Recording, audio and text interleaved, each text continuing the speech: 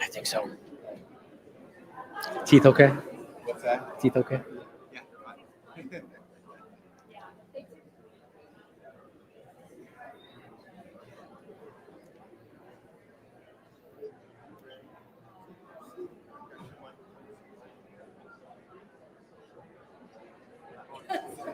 I was telling them that when you rest in the microphone, you'll hear the volume turn down on the back end, so you don't have to worry about it.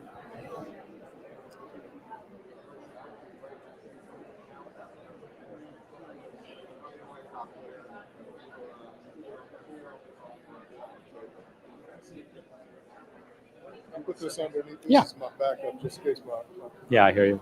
my I won't walk phone away with goes it. out. Yeah.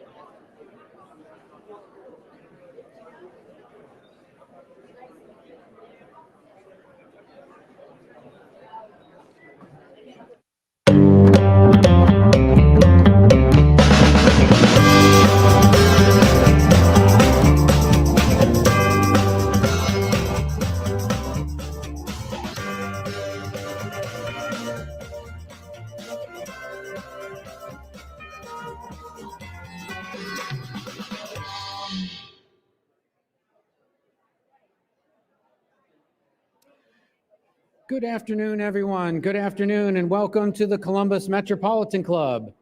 Founded in 1976 by 13 visionary women leaders, CMC's mission is to connect people and ideas through community conversation. To carry out its mission, CMC explores public policy issues, current events, and lessons in leadership at forums like this one every week. From its beginning, CMC has welcomed everyone.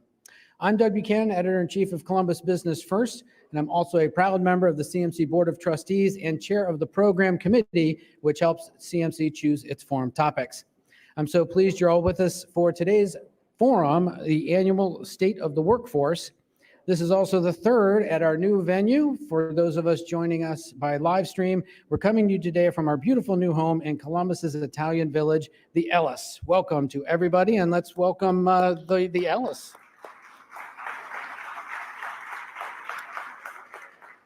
Okay, we have a slew of new members today. Mark Bruce, Dana Zerker, and Jack Hammond with Kroger, Brandon Bush with Custom Staffing, Drew Hamilton with Call Management Resources, Dana McDaniel with the Management Advisory Group, Jonathan Wentz with Wentz, McInerney, Pfeiffer, and Petroff, Justin Zink with the Ohio Chamber of Commerce, and Carolyn Missick. If you're in the audience, please raise your hand and let's give them all applause. If you're not already a CMC member, you need to work on that. Membership is open to everyone. What does it take to become a member? You don't need to be rich or well connected, but if you are, Sophia would like to talk to you about sponsorships more than membership. You just need to visit columbusmetroclub.org to become a member. You can also speak to a member of the CMC staff while you're here. In the meantime, if you scan the QR codes at your table, you'll see the many generous organizations that support the not-for-profit Columbus Metropolitan Club. We could not exist without their support. Speaking of those supporters, thank you to our sponsors today, JP Morgan Chase, Charter Communications, and the Ohio Chamber of Commerce. And thank you to our host, the Ellis, for its generous support. We're also grateful to the Center for Human Kindness at the Columbus Foundation and the Columbus Dispatch for presenting our live stream, which is being carried on all of our social media platforms. Let's thank everyone for supporting today's forum.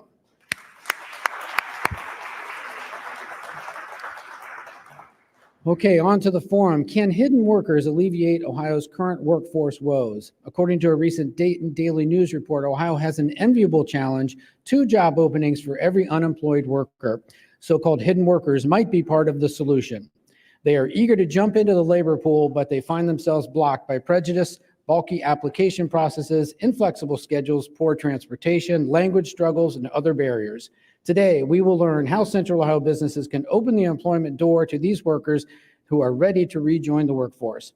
To introduce today's speakers, please welcome Aaliyah Bradley, Executive Director of Asset Wealth Management Recruiting with our sponsor, JP Morgan Chase. Aaliyah, welcome.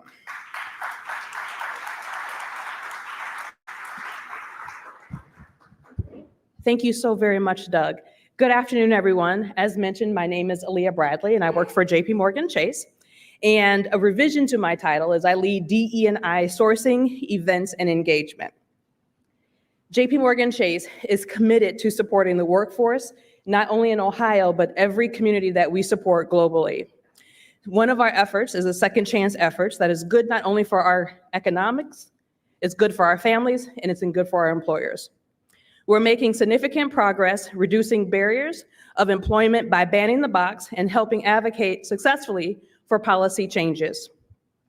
In 2022 alone, we hired 4,600 individuals with criminal backgrounds, which is approximately 10% of the new hires in the United States.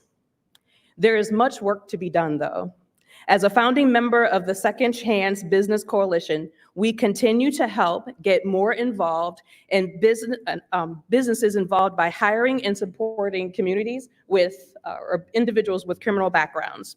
I am so proud of JP Morgan Chase's investment and support. However, understanding that 1 in 3 individuals in America have a criminal background, that is 70 million people, shows that our workforce needs more work to ensure that we have created career pathways for all. We are always committed in hiring the best, the most qualified for each of our roles, but we do believe that removing these barriers provides us an opportunity to allow finding these talented individuals, but we need more individuals, more support from organizations and companies such as yourselves. So welcome everyone to the most important CMC conversation that you may attend this year. You have before you a panel of brilliant and bold leaders who I hope will educate us in our thinking and inspire each and every one of us to find a place in supporting our workforce. So now, please join me in welcoming today's esteemed speakers. We have Brent Orwell, who is a senior fellow at the American Enterprise Institute. We have Lisa Pat McDaniel, who is the CEO of Workforce Development Board of Central Ohio, and our host and my friend, Archie Williamson, who is the founder of the CEO of Diversify Systems. As previously mentioned, please, if you would like to know more about our panelists today, scan the QR codes on your table. Archie, we look forward to the conversation. Thank you, Leah. First, I want to invite Brent to set the stage to talk about like a mini keynote reflecting on the state of Ohio's workforce. Thank you, Archie, and thank you, Leah, and all of you coming here today. I'm very honored to be asked to address this topic, which I mean, to me, it's always an irony that we never talk about workforce until the economy is roaring along. And then when we're in a recession, it disappears as an issue because we've got all of a sudden a lot of the labor supply problems get solved for us by a recession. And so this issue is having its moment. How do we find the hidden workers? That people who could be in the workforce, arguably should be in the workforce and are not in the workforce. And then how do we, once we find them, how do we figure out what's keeping them from coming into the workforce, reduce those barriers, increase the incentives for them, and then get them actually back on the job? So I'm going to talk, I thought it would be very helpful just to sort of, to frame this conversation, talk a little bit about what I regard as the three most important factors facing the workforce. The first one is demographics. And you can go ahead and advance the slide. Our population is slowing. Population growth is slowing. It's a little hard for me to see my own slides from here, so I'm going to stand up. Worldwide and in the US, population growth has really slowed, and that's beginning to show up in our workforce numbers. Between 2000 and 2005, we had 12 million people in this country join the workforce. Between 2017 and 2022, it grew by only 1.7 million. This raises the question where everybody's very anxious about automation and about generative AI and all of those issues. The real question we may be facing is not whether we have too much automation, but whether we will not have enough automation to make up for the shortage of workers that we're facing.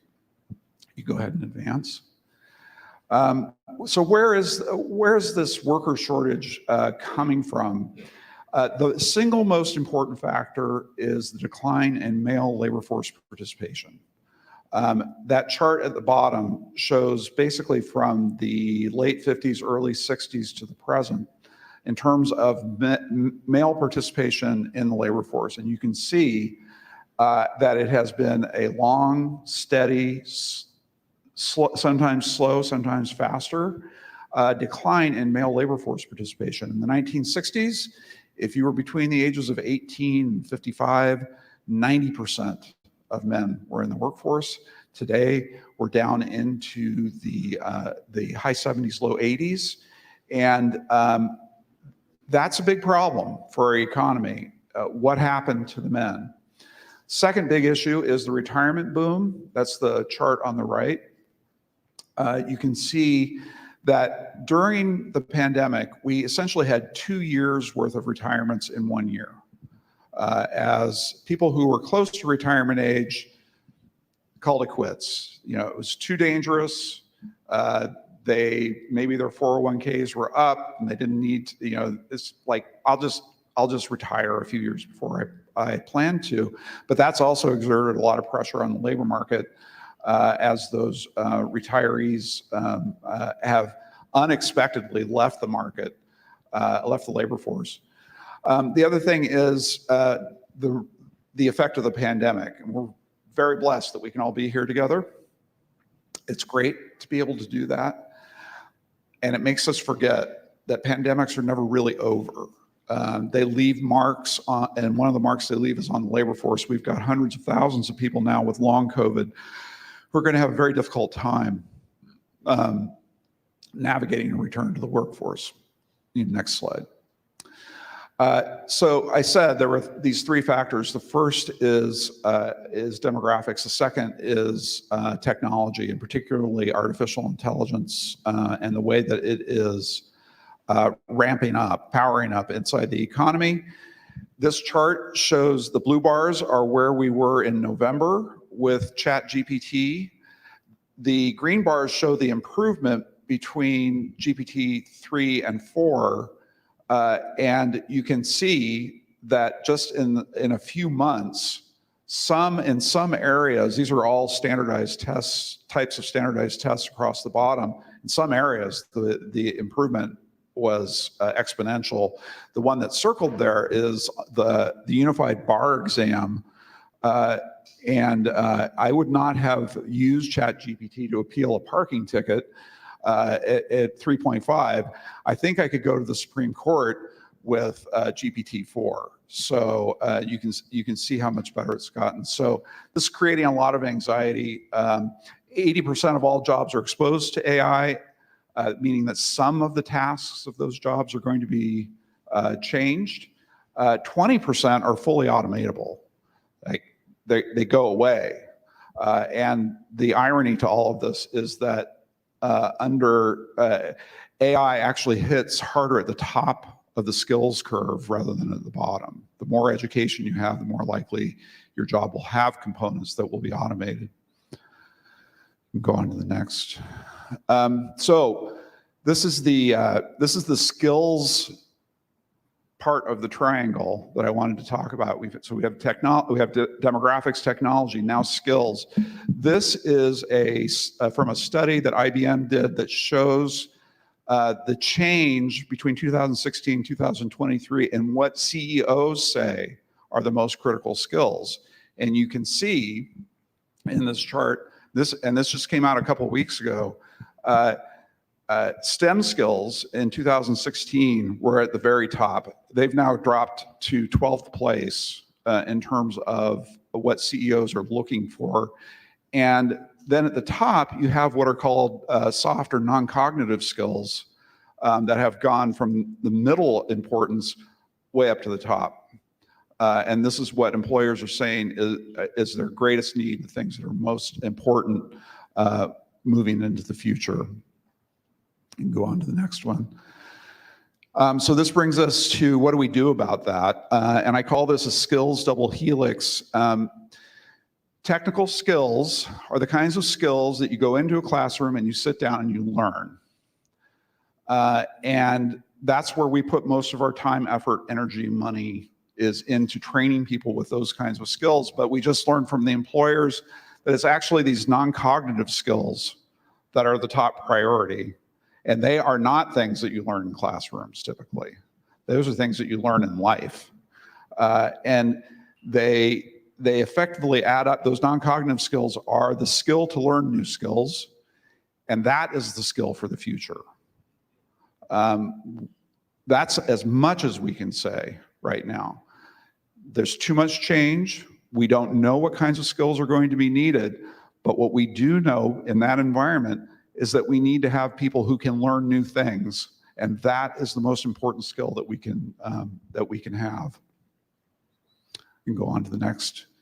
If you want to learn more about any of our work, this is the webpage, aei.org / Workforce Futures Initiative. And this was a project that AEI, the Brookings Institution, and the Harvard Kennedy School did together and are doing together. Lots of good research there if you're interested.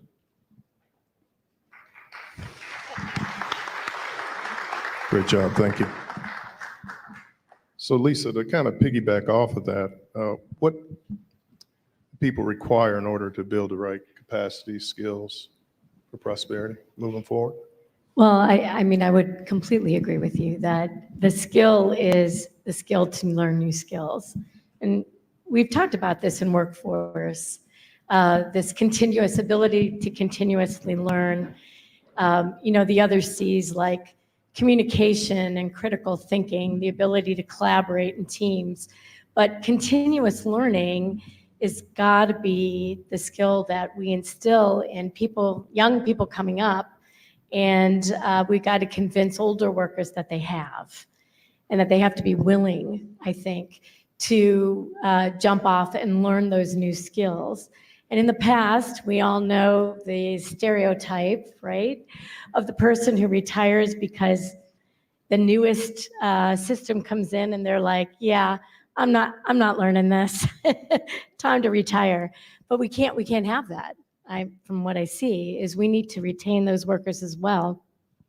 And we need to make it easy and to assist them towards the end of their career also to learn and to understand that they have the skill to learn new skills.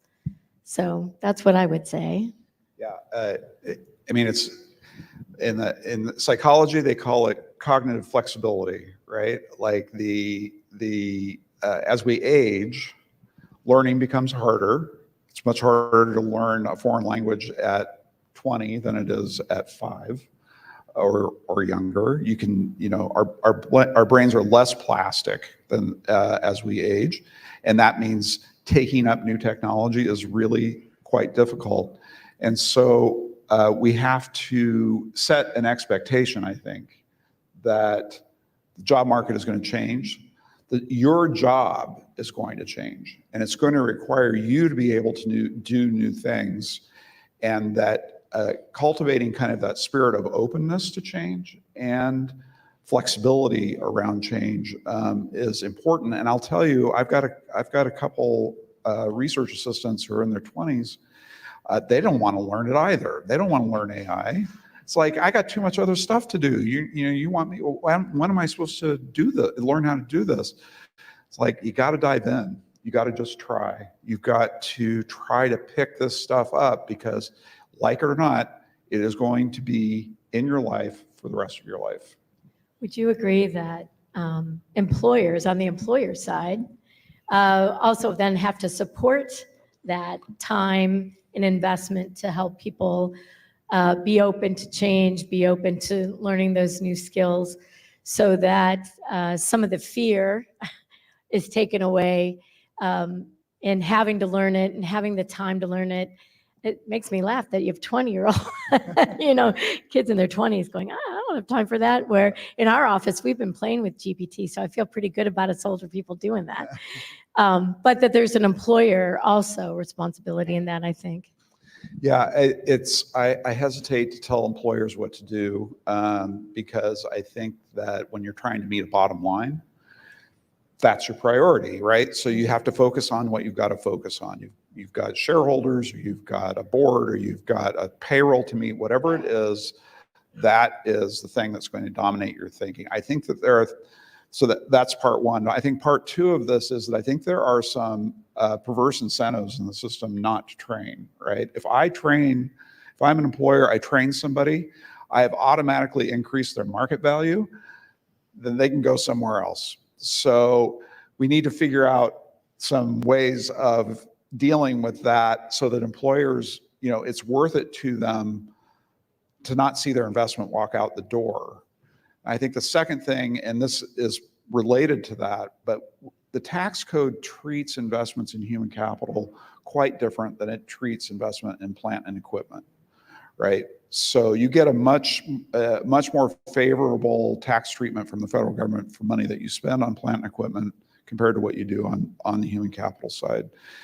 I'm not advocating to raise anybody's taxes, right? What I'm suggesting is that those should be equalized, and maybe it's a matter of increasing the tax benefit for human capital investments rather than trying to cut the tax benefit for plant and equipment. But it needs to be equalized in large part because you've got this massive influx of AI coming, right?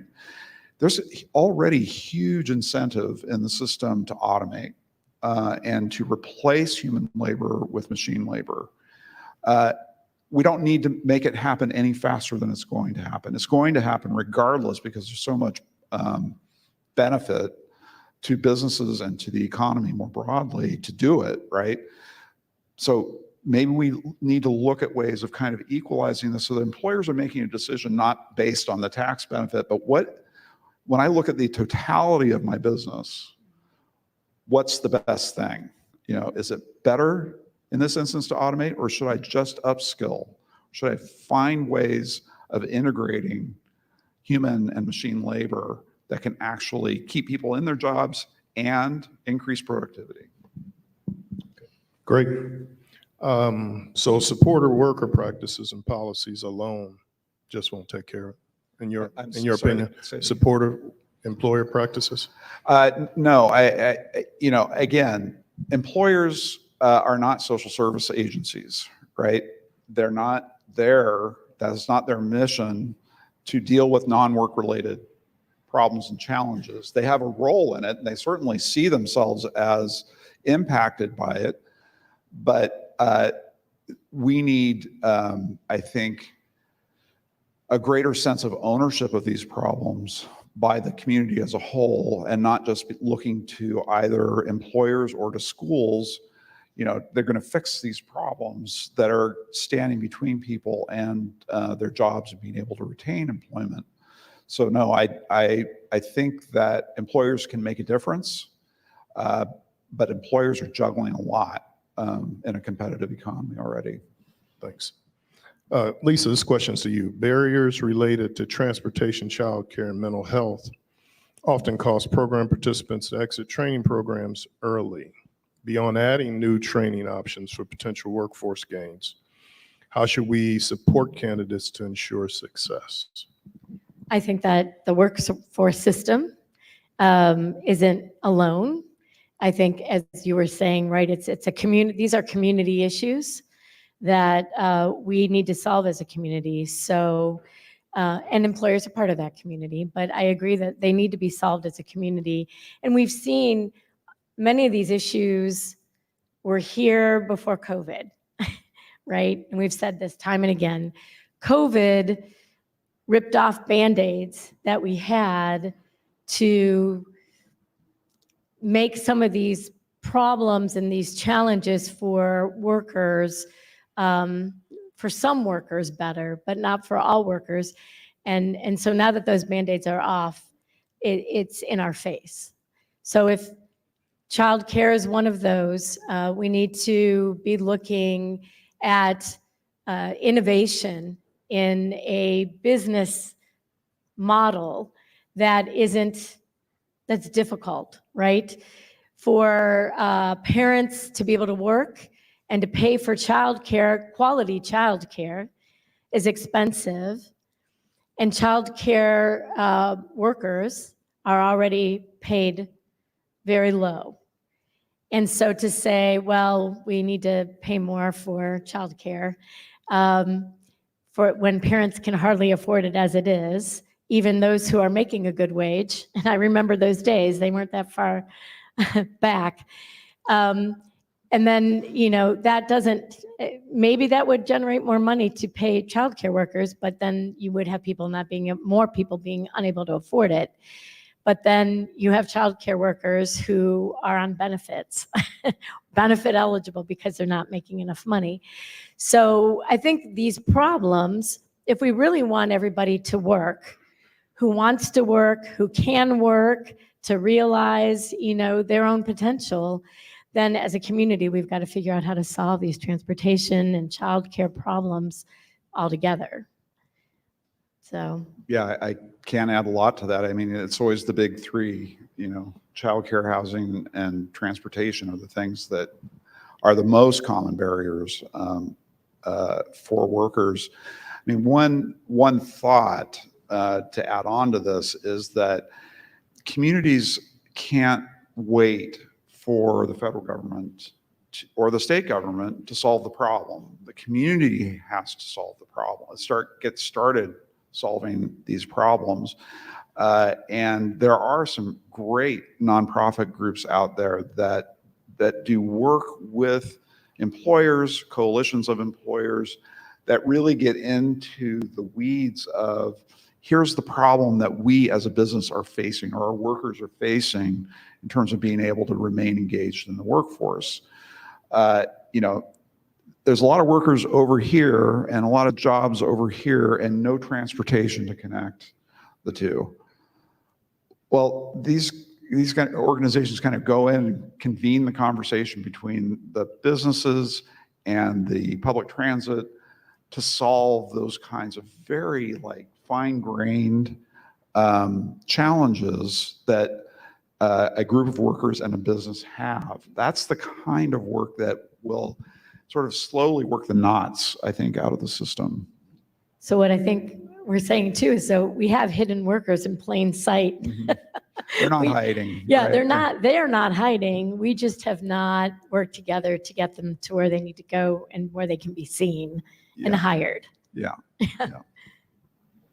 So, okay, thank you. Kind of piggybacking off of that on the public policy side, 90% of federal funding for education over $25 billion goes to four-year degree programs, when four-year degrees are not promised or a fast track to a good paying job?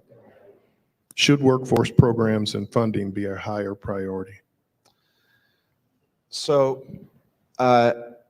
this is one of the most contentious topics around education and workforce is, are we sending too many people to college?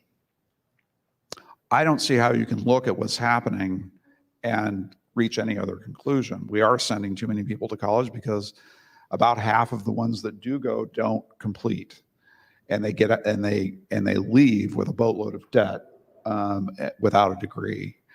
And the studies show that all of the economic value of a four-year degree is in the last year, right? It doesn't count from an employer's perspective if you have 3 years of college education. If you don't have that fourth year, the question is why? Why didn't you persist? And employers are looking for workers who will persist. That's really the value of the degree, is that it signals to the employer that the student can successfully transition to the workforce or has a higher probability. So yes, we're sending too many people onto four-year degrees, and we're creating a lot of debt and disappointment in that process. We need more flexible career pathways that allow and encourage people to follow what they think is the best path for them. Because for the last 30 years, the answer has been get a degree, right? And now the answer is go to community college. And so the pendulum swings back and forth, and you never know what the right answer is for any one individual. And I'm a big believer in the need to reinvest in career guidance and counseling, and to help students parse all of the options that they have and try to find something that will be sustainable for them, rather than, I just don't want to think about this. When we say go to college or don't go to college, we're really saying is we don't want to think about you. And we really need to be much more thoughtful about engaging our students in a plan for their future, rather than just, some sort of one-size-fits-all prescription. Understood. Lisa, any thoughts? Well, I think I'm going to be disingenuous and say, yes, there should be more federal funding because we're federally funded with the Workforce Innovation Opportunity Act. And a lot of that money is spent on career advising, helping people understand what they really are good at. Our job center operator, Scott Johnson, who's not here today, but he often says people come in and they say, I want a job, I need a job. And he says, no, you don't need a job. There's, where do you live? What do you want to do? How much money do you want to make? What are your interests? What are your skills? What kind of training do you need? It's not, I need a job. And we need to do a better job of making sure first of all, you are so right. Every kid graduates from high school already with a plan. No child should be leaving the K-12 system without a plan for what they want to do and how they can get there, what are potential ways to fund it, what's going to work based on what they want to do. And instead, we let them graduate, and either they go to college because it's expected, and that wasn't really the right step for them. They may go to community college, and that can be a good step, but if they still don't know what the path is, that's not going to be helpful. And maybe they have a vague idea of what it is they want to do, but they don't know how to get there. So they're out there right now, and we deal with this daily. The 19 to 24-year-olds who are working a job and having needs met, whatever those needs are in the short term, not knowing until they get a little bit older, oh gosh, this isn't going to finance me for the rest of it, and this isn't what I want to do. Now, where do I go to get that same career advice and that same plan? And I do think that, sure, I'd always like to see more federal funding in the programs that we have. We're one of the only organizations who has money to invest in training for people. But even that is only, $1.5 million. And believe me, that doesn't go far, right? It sounds like a lot of money, but it doesn't go far. And so our ability to help those people get those skills and invest in that training, even if it's not just training, if it's going on to a 2 or a 4 year, because we also help pay for some of that. We need to have the money to invest. So.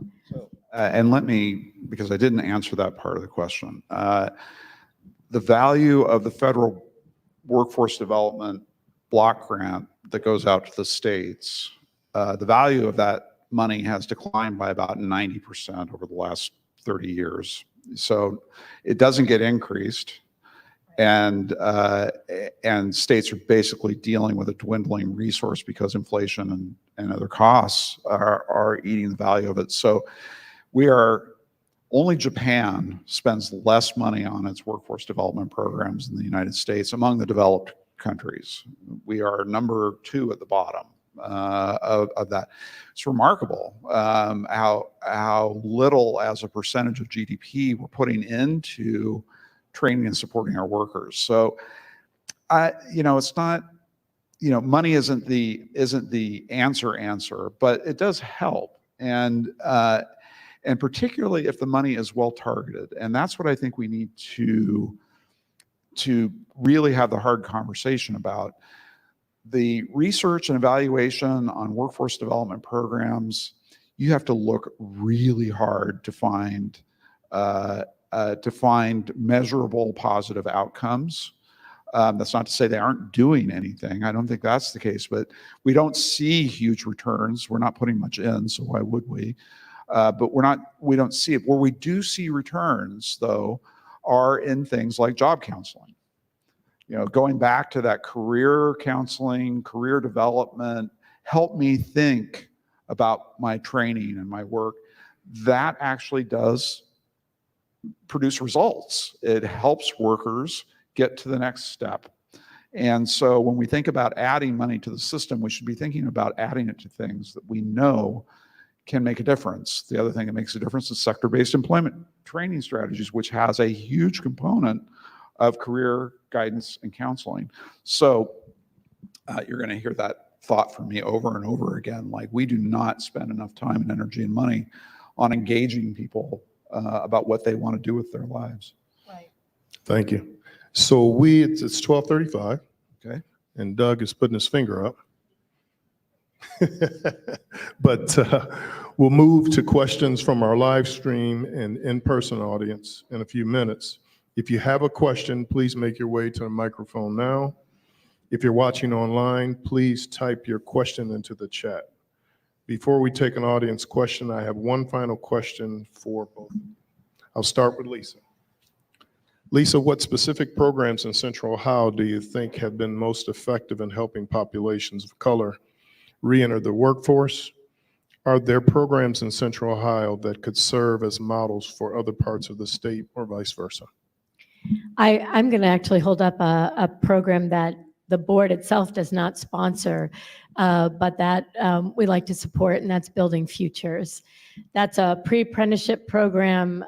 Franklin County is one of the primary funders of it. I believe the city of Columbus now is also funding it. And what it does is it's helping people who traditionally have not gone into construction. And we all know there's a lot of construction going on in Central Ohio, and the need for people to work in the trades is very big. And at this point, too, if you decide to go into the trades, you could be working in Central Ohio your entire career. You're not necessarily going to have to go to other parts of the state or even other parts of the country, just because of the amount of building that's going on here. And so what that has done, what it's doing is it's bringing cohorts of people into their program, doing a pre-apprenticeship training, and then people who successfully complete that are able then to matriculate directly into the registered apprenticeships. So you name it: plumbing, electric, labor, all of the things it takes to build. It's been very, very successful. They've had several cohorts go through now for, gosh, I think we're on maybe year 4 or 5. And I think that those kinds of things, pre-apprenticeships that matriculate into real career pathways, are strategies that I know the board just had a presentation on this morning, and we're doing with our own apprenticeship hub, but also in programs like Building Futures are very promising and replicable. So I would call that one out. Thank you. Thank you so much. It's CMC's longstanding tradition to take audience questions. Doug Buchanan with CMC is curating questions from our live stream audience. Archie, thank you very much. And thank you, Brent. And thank you, Lisa, as well. Question to launch us off. And if you do have a question, please do join me here at the microphone. Aaliyah Bradley mentioned in her opening remarks that 1 in 3 Americans has been involved in the criminal justice system. Can you talk about the connection between criminal justice reform in America and the workforce participation rate? There's no doubt about it that, I mean, we have seen a significant amount of reform with things like ban the box campaigns, so people don't, automatically take themselves out of contention for a job because they have to check the box that said, I have committed a felony. I think one useful reform would be to stop sending so many people to prison who don't need to be in prison. And if you don't have the record, then it's not going to be a problem. So we need to think about other kinds of programs that can divert people away, and so they never acquire the record. People who are in prison have been in prison. Criminal justice reform is another area that I work on at AEI, but what we do is we take people who are already troubled and we put them in prison, and those are terrible environments to begin unraveling challenges, and then they get to the end of their sentences and they're back in the same neighborhoods, same communities, same friend groups, and we expect that somehow it's going to be different, and that is illogical. So we need a different way, I think, of processing people through the system that enhances their chance of success afterwards. Again, I mean, it's not unlike workforce development programs. We just don't know what those things are. There's very little in the research that we could say, yeah, go do that, go implement this program, because this program really, turns things around. We've tried a lot of different approaches, and they just haven't worked. So again, I think what we need is innovation in this space, and that's what we should be funding, is people to go out and try new things, evaluate them, and figure out how to remediate the challenges of people with criminal records. Jane Scott, the immigration process and getting a green card or work permit is extraordinarily difficult and very expensive. As an intermediary, does the Workforce Development Board have a role in helping legal immigrants facilitate this process and get through the immigration process to get their work permits? It can take 5 to 7 years and tens of thousands of dollars. And people who are very skilled and very willing to work can't get work permits. Well, thank you for that question. As a newly minted mother-in-law to a British citizen who will soon complete his master's in computer science and AI, this is now a lot nearer and dearer to my heart than it may have been. But I can tell you that we see many new immigrants and refugees coming in with degrees in areas where we desperately need people to work. And because their education and training is not necessarily recognized, and one might question whether, for what reason, for some of them, not all of them, this is a source of talent that we are leaving behind. And shame on us for doing that. We're a nation of immigrants. So do we have a role in that? We don't have necessarily within the board the expertise, but we do have partners. We know where to send people to help them. And we are able to help people. If a person is legal to work in the United States and they're in the process, we are able to help them. And what we try to do is look at what is their experience. And even for example, if you have somebody who has some kind of a medical certification that is not recognized here, that doesn't mean that we can't help them to get back into that sector, at least initially, to use the knowledge that they have, and then look at how do we help you recreate the certification you may already have. So it is a source of talent, especially here in Central Ohio too, where we are a magnet for immigration and refugees because they see what's all the opportunity here, right? It is on us to try to figure out how to get them into our workforce and benefit from what they know. Thank you. Question, what would be the impact of higher minimum wages on workforce participation? Would a higher minimum wage encourage more people to re-enter the workforce, or would it result in just fewer jobs overall? Yeah, I don't think there is an example in the history of economics where if you raise the price of something, you get more of it. If you raise the price of employment, you're not going to get more employment. Some of the research goes back and forth on this question as to the degree to which it might slow but there's very little research to suggest that that you increase the amount of employment by increasing the cost of employment. So we have to be very, very cautious, I think, around minimum wages, and particularly again, it sounds great, but it ends up hurting the very people who need that first job, right? If you make it too expensive to employ them, they won't get employed. And it is another way of sort of government putting its foot on the gas pedal around automation. If you've been to McDonald's lately, you've seen, what the combination of new technology and higher wages is doing. It's eliminating a lot of entry-level positions. I think we got to think about what would the minimum wage have to be. Here in Columbus, the minimum wage would have to be north of $26 an hour in order for a single person with maybe a child or two to actually be able to afford their housing, afford their transportation, afford their childcare. Right now, any minimum wage that gets set, we see those wages are well in advance of that because of the competition for workers.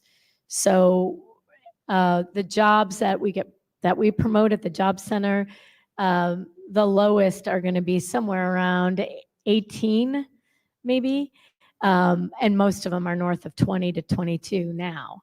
So where at a time I might have actually said we needed a minimum wage right now, a minimum wage of 15 that's not even it. The minimum wage already is 18, 19, 20.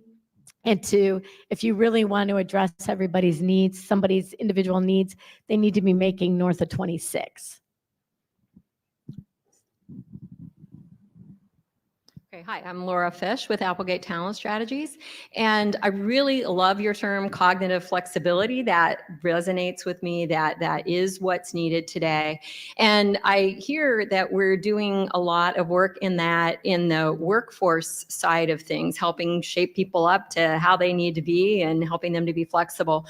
But on the employer side, I I think that they need that cognitive flexibility as well, the organization and every leader. My question is, we know that 70% of the difference between why somebody stays or leaves their job is how much they trust their boss, the relationship they have with them, according to Gallup studies year after year, thousands and thousands of people. What about what could be our investment in that first line leader so that they have that cognitive flexibility to be more successful with retaining and advancing people once they get to their company, to help them to stay employed and to inspire others to do so? So a great question.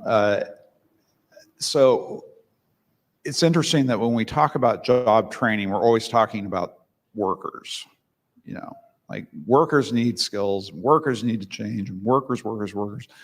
Accenture just put out a study this week talking about the urgent need to upskill CEOs because they are struggling with, because of these cognitive flexibility issues. These are mainly people in their middle age. They're really struggling with, I don't even know how to incorporate artificial intelligence into my business processes. And I have to understand something about it if I'm going to lead my organization through this transition.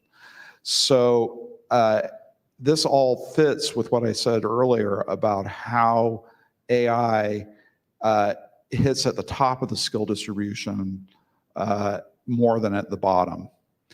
And so I'm hopeful that as that phenomenon makes itself more felt, that our CEOs and frontline managers, it's no longer going to be just about, upskilling is something that somebody else needs to do. Upskilling is actually something that I'm going to have to do. And that, I hope, will create some empathy between leaders of organizations and their workers, because we're kind of all in the same boat on this. So that's a long way of saying, I don't know how to tell people how to do this. I can just say, you really ought to think about it. And you ought to be, organizations need to think about themselves from top to bottom and not just, the worker bees that they're trying to attract into the company.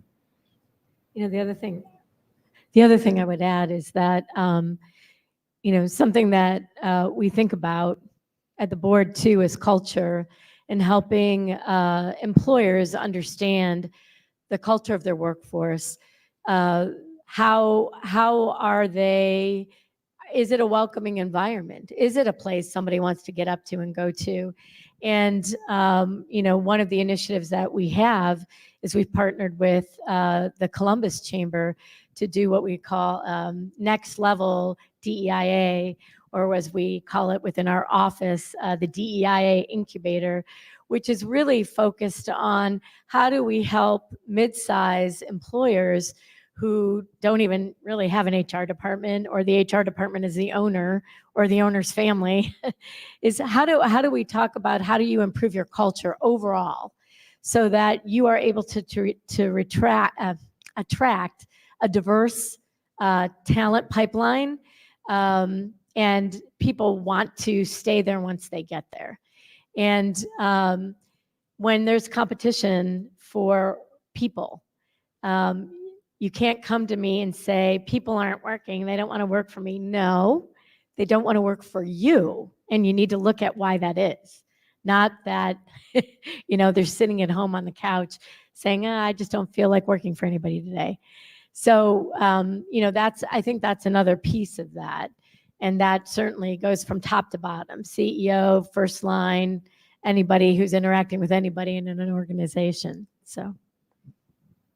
Just to amplify on that point a little bit, we've just published a survey last week looking at what workers say they value in the workplace, and salary comes in at about fourth, and at the very top of the list is flexibility.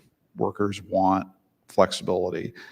When you peel that onion back just a little bit further, you find out that for younger workers, a welcoming working environment is like one of their top priorities. Now, what does that, you got to figure out what that means, but we've got a number of populations that struggle with getting integrated into the workforce. That's certainly been true for women. It's been true for minorities over the years. I think one of the groups that's struggling with workforce integration right now is men. I think that the change in the job market, types of jobs that are being done that are needed to be filled are not jobs that men historically have been that prevalent in. And so there's a welcoming issue, as it were, for them as well. And I think that's a good thing to recognize, that when we talk about creating an inclusive workforce, we mean inclusive, everyone. And one of the groups that's out right now is men. Thank you.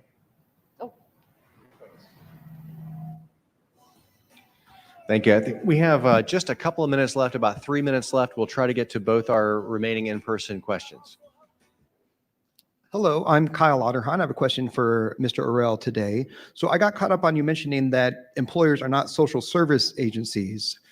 And I guess I want to sort of challenge that and question that, because we see that executives can certainly get compensation packages that include legal services, wellness services.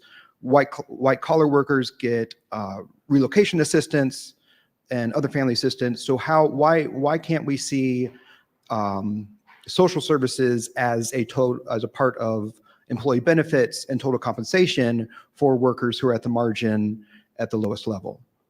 Yeah, so I guess I would respond to that by saying that I do think there's a lot more that we should be doing for workers, particularly workers caught in employment transitions. We totally missed the boat on this with robotics, and a lot of people lost their jobs and we didn't have anything for them. We had a trade adjustment assistance program, but most people who lost their jobs didn't qualify for that. So I think there's more that we can do as a society. In reference to CEO compensation and benefits, that is actually being set by the boards of the companies, right? And they're out there trying to bid for CEOs. And this is what it takes to attract that talent, or at least that's what they believe it takes to attract that talent. So unless and until our labor markets get so tight that employers say, I'm going to have to invest in this in order to get the talent in the door, it's probably not going to happen. And that's a function of how markets work. So I'm not in favor of mandating that employers do that. Like I said, I think employers have a lot that they have to juggle. We depend upon them. I depend on my employer. Everybody here depends on an employer to pay their salary. I don't want to see my business, my company, go out of business because the mandate costs get so high that they can't afford to function. Thank you. We have about a minute left for one final quick question. Oh, high pressure. Natalie Sisto with Accenture. Though asking a question, yeah, I see the chuckle, Brent. Asking the question as a proud disability mom, my question would be, in this labor market, what are you most excited about for opportunities for people with disabilities? Wow, what a great question. My son is disabled, has autism, and I think one of the things that I am most excited about for him is how I think AI can help people with cognitive disabilities. We're already seeing this on the job of chatbots acting as kind of moment-to-moment job coaches and really increasing job satisfaction, productivity. Everybody's winning, and it's been one of the most startling unexpected to me that we would see such a benefit for workers who have either disabilities or just lower levels of skill that can really be lifted up through these electronic coaches, so that's one of the things that I'm most excited about. I think what I'm most excited about is that when things get tighter, people start to think about doing what they wouldn't do before. And they're pretty soon going to find out that what they wouldn't do before was kind of dumb, because now they're doing it. And I remember when, so I teach a class at Ohio State, and it's a management and leadership in the public sector. And one of the things we talked about is as soon as COVID hit and everybody had to pivot to working from home, we talked about who are the people who would be good consultants to people who now are working at home. And we came up with, well, people who are working from home because they have disabilities that may prevent them from easily getting to the workplace. They've been doing it for a while. And so they would be good consultants to everybody else. And also, I think that for some employers where that does make sense, now they start to see, well, wait, I have these people who used to work with me are working at home, even if it's just a day or two. So there's no reason why, if I have this person with a lot of talent, I can't set them up to be able to also work from home. And so I think things happen. We talk about in public policy, punctuated equilibrium, where, right, everything goes along and it goes along and there's incremental change, and then boom, something happens. And all of a sudden, what we didn't think could change changes. And everybody walks around saying, wow, why didn't we do that sooner? And I think that's what's happened. And it affects people who maybe have some kind of disability as well. Well, everyone, I wish we had more time, but I'm getting the wrap-up signal from Doug. So I'll turn over to Mr. Buchanan for concluding remarks. Okay, thank you. I hope everyone found today's forum inspirational and useful. I know I need to upskill myself on ChatGPT, or else I'm going to be in line with Lisa here soon. I want to thank today's sponsors, JP Morgan Chase, Charter Communications, and the Ohio Chamber of Commerce. Thank you to our beautiful venue, the Ellis, for its support. We also want to thank our virtual seat patrons and the Center for Human Kindness at the Columbus Foundation and the Columbus Dispatch for presenting today's live stream. A very special appreciation to today's speaker, Brent Orrell, Lisa Pat McDaniel, and our host, Archie Williamson. Let's have a hand for them.